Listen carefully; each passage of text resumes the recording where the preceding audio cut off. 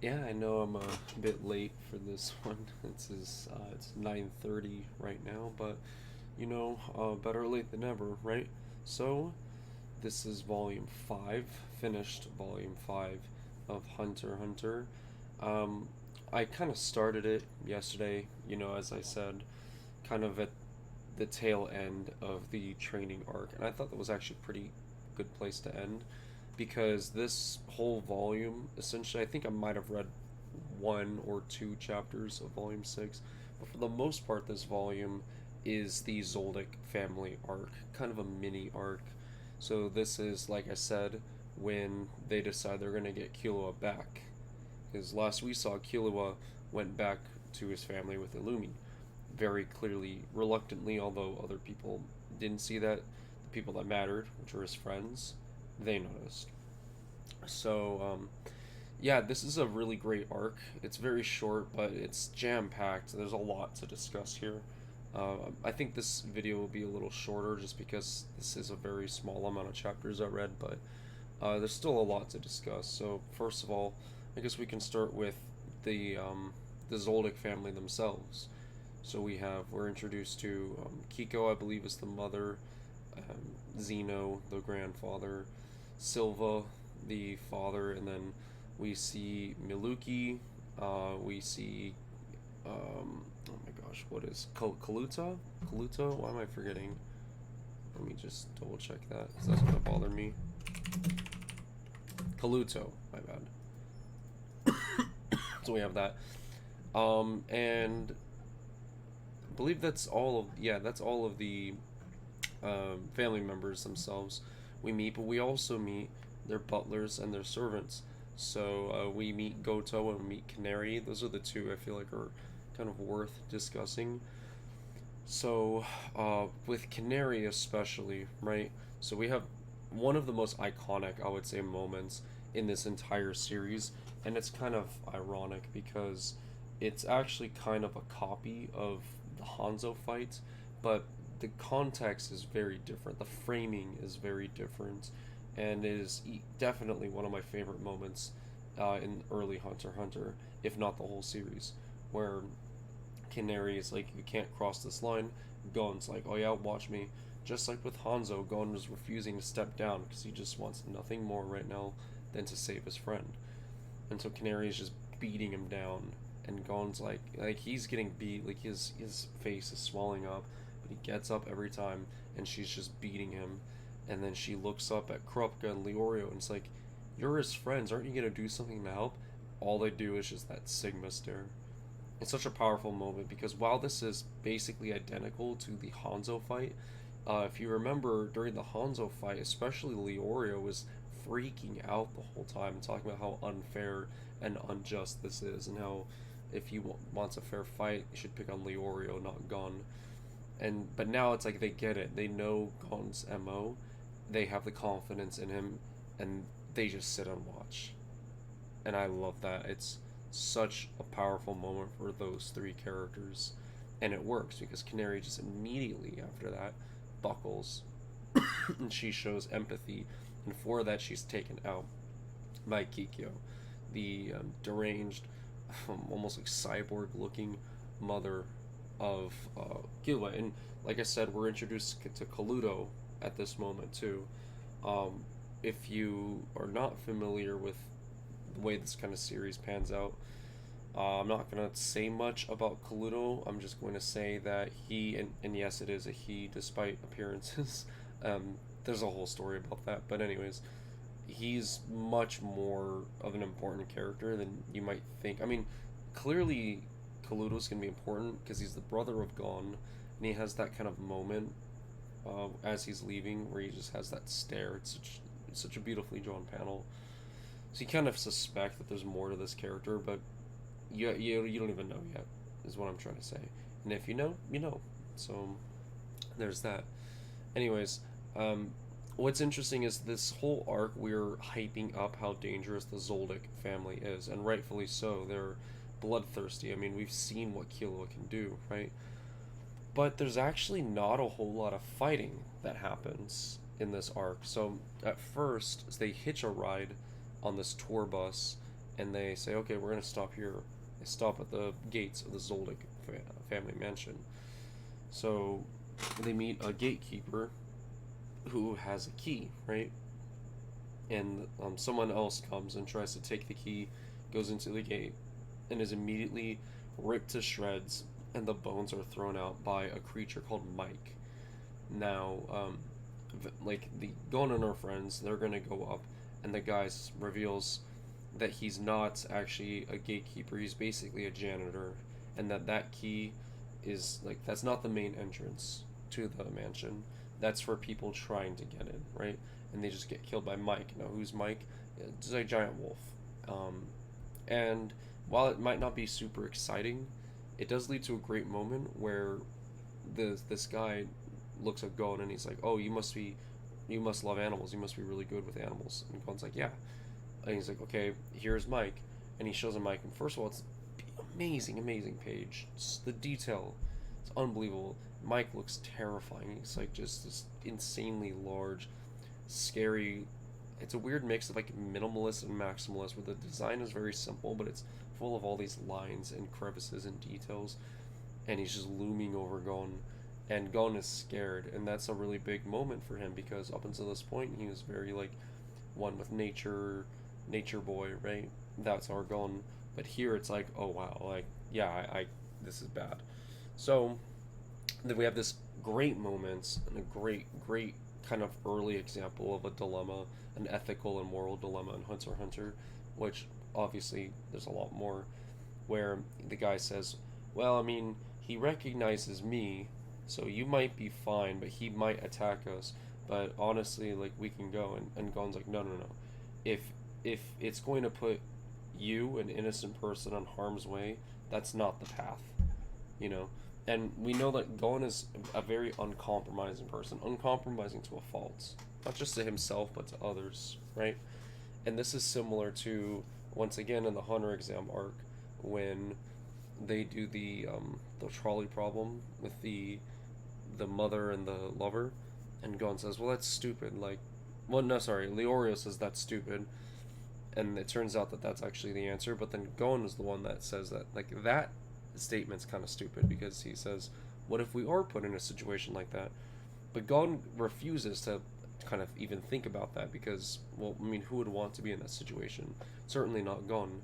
And so he doesn't allow that to happen in this instance. It's kind of harkening back to that. Where he's like, no, no, no. If it's going to put you in harm, then I'm not going to do it. So instead, they go the hard way, where he takes them to basically the master's quarters. And there's this, it's really absurd, where like there's all these gates, and each gate weighs like tons, right? And so they're like, well, the servants need to be strong enough to enter them. So it's like everything in this house weighs like 44 pounds. So like, oh, these slippers, 44 pounds. The water in this jug, the jug is 44 pounds. Like, it's so absurd. But they stay there for like 10 days. Gon's arm is actually healed during this time. And Leorio, actually, I think he is able to move like 8 tons or something. And I think Gon is like 4 tons, which I think that was like the minimum that they needed. So it's like, it's pretty awesome, actually.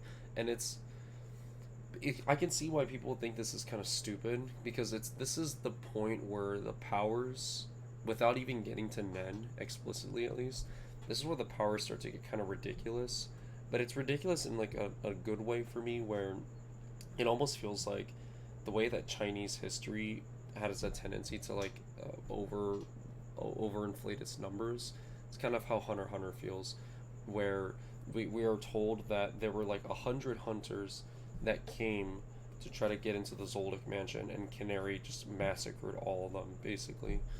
And it's just like, wow, like the hunters, we were kind of set up during the whole Hunter exam that they were like these big shots, that the Hunter exam was so difficult to pass, but these guys just got murked, right? And so it's like you have this theme of exceptionalism, right? Of these characters that are able to perform larger than life feats, even though they might not really look like it, but it's more about the belief and like the self-worth that you feel. And again, that leads directly into Nen. So even though it's like very ridiculous that they're able to move all these tons and that Gon's arm heals, it's probably actually still related to aura. I mean, it's possible that in order to achieve these feats, they had to contain their aura, right? They probably entered a state of Ren, which, if you don't know, I'm going to talk a lot about Nen in the next video because that's when Nen really gets introduced. But there are certain like kind of elements of Nen, Ren being the one where it's like you are channeling as much aura as you can forward in kind of an offensive way. And that could be what this is. I'm not really sure. I think it's I mean, they're just simply strong, you know, and that's awesome. Like we don't need. I don't. It doesn't need to be realistic. It's part of the charm of this series. Anyways, so because of all that, they're able to actually get inside the mansion, and then I already said the things with Canary. What else? So we we get the two patriarchs, Zeno and Silva, and they're both very, very fascinating characters. Zeno is actually like a very prevalent character and very important a couple arcs from now in the York New City arc, as well as the Chimera Ant invasion. He is an awesome character, and I like that he. Uh, I mean, he exhibits a lot of the tropes that I like of like the dangerous old man. I love that trope. But he's also like the most probably open-minded of the Zoldyck clan, and that's probably something that came with age, right? He clearly loves Killua. He kind of favors him over his siblings, but even then, it's like with Miluki, who's like one of the worst people in this whole series. Zeno's even able to compliment him. I mean, granted, he follows it up with an insult. Basically, says like, "You're so smart, but you're so stupid," right? That's the kind of tough love that you expect from this kind of grandfather, and it's just kind of not expected from what we were told the Zoldyck clan were like. However, Silva definitely lives up to that. Although it's interesting because, again, this arc is kind of subversive because when you hear that there's this horrific, evil assassin family, and they've got one of our MCs, and they're like, "We're gonna get him out no matter what." You're kind of it seems like a setup for just like a battle arc, right? But like I said, there's not a lot of fighting in this arc, and actually, ultimately, everything that Gon and Co go through is almost like for naught because Silva ends up letting Killua go. He gives him this heart to heart where he says like, I'm realizing that I'm raising you wrong, and that I have to just kind of let you be. And it's like, wow, Silva's really cool. But then immediately after Killua leaves, Silva's just kind of like he's talking to Kikyo, and Silva kind of crosses his arms, laughs, and is like, "It doesn't matter. He'll be back. Like, he can't escape his past, basically." And it's like really horrifying because I mean we've seen the torture that Killua goes through in this arc, and it's like nothing to him. It's nothing, and so it's like we cannot imagine what he's probably been through. We get a little bit at the very end of this arc when they get to Heaven's Arena, where Killua mentions like, "Yeah, my dad left me here when I was like 6, and he told me get to floor 200, and it took me 2 years, but I did it." It's like, oh my gosh, like that's crazy. I mean, again, it's very exaggerated, but still, I mean, for that to happen at such a young age, it's amazing that Killua still has so much good in him. And granted, he's not a saint. I mean, very few people in Hunter x Hunter are. I think Leorio is one of the only really pure good people in this series, honestly. Because Leorio has such a selfless goal. I mean, it's funny because he's set up initially as like a greedy money grubber. Then you find out that it's because he's a medical student. He wants to become a doctor, and he wants to be able to help the poor. And we find out later why, and it's very, very emotionally moving, and it makes sense for the character.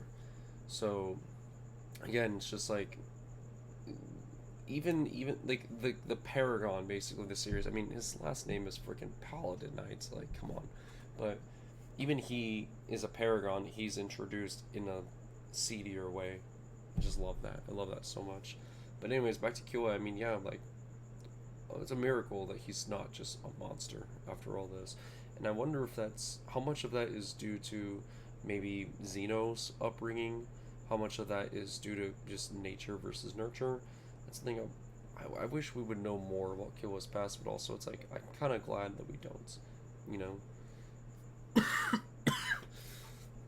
We mentioned Goto as well. It's sort of a silly scene, but I really like it because it's like he plays this high stakes game of just which hand is this coin in, but he takes it to such an extreme, and ultimately it's like it's just because he doesn't want to say goodbye to Killua. So I also wonder, when we also like Canary is a good person because of how quickly she broke down when fighting Gon.